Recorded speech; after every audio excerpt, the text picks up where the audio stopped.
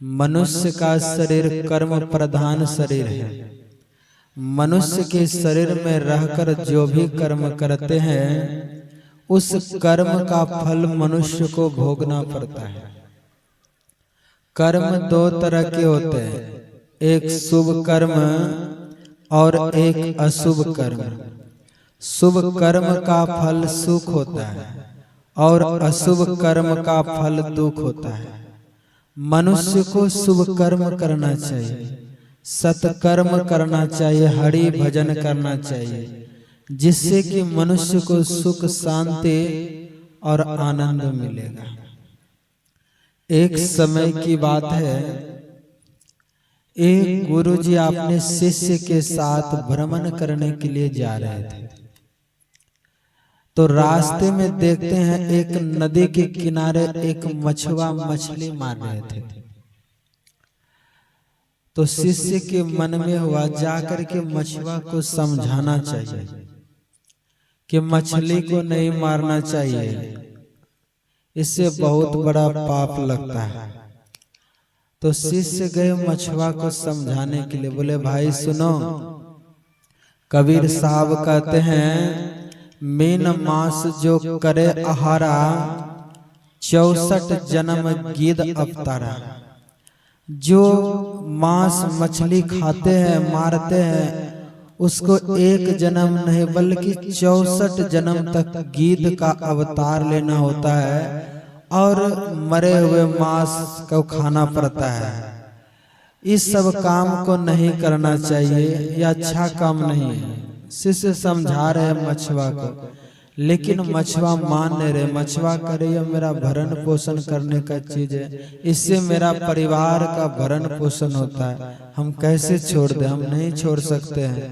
बोले तुम दूसरा कुछ काम करो। बोले नहीं, हम बचपन से मछली को मारने का ही काम किए हैं, हमको दूसरा काम करने के लिए नहीं आता है।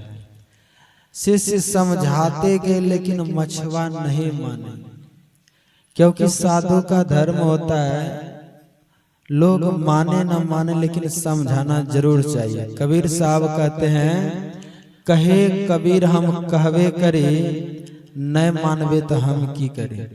मतलब संत महापुरुष समझाते हैं, मानना तो आप लोगों का काम है। वो मछुआ को बहुत समझाए, लेकिन मछुआ इतना नीच था वो नहीं समझे और उसी से झगड़ा कर लिए।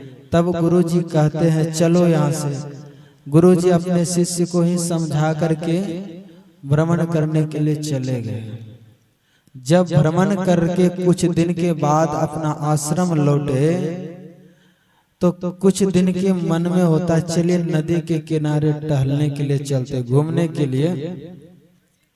जब घूमने के लिए जाते हैं तो देखते हैं नदी के किनारे में एक मछली को बहुत सारी चींटी नोच नोच करके खा रहे थे और मछली छटपट छटपट कर रहे थे।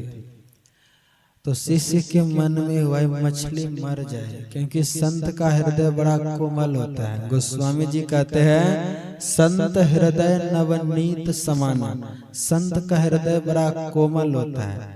बोले गुरुजी मछली मर जाएगी, इसको बचाना चाहिए। जाकर के चींटी को हटाने लगे। तब गुरुजी कहते रुक जाओ। शिष्य को ही खींच ले। बोले नहीं, उसको नहीं बचाना है। बोले क्यों? बोले तुमको कुछ याद है? बोले नहीं। बोले इसी जगह पर तुम किसी को समझाया था, बहुत समझाने का तुम प्रयास किया, लेकिन तुम्हारा बात नहीं माना। बोले जी गुरुदेव, कुछ दिन पहले हम एक मछुआ को समझाए थे, लेकिन मछुआ हमसे विवाद कर लिए, लेकिन मछुआ नहीं माने। बोले वही मछुआ ये मछली है। बहुत ये जितने चींटी को तुम देख रहे हो ये सारी चींटी मछली है, और ये जितना ये जो मछली है यही मछुआ है, और जितना चींटी है ये सब मछली है। ये इसको मार मार के खाता था, इस जन्म में वो मछली बना और चींटी बना, इसको नोच नोच करके खा रहा है। मछली चिल्ला रही है फिर भी चींटी लोग नहीं छोड़ रहे।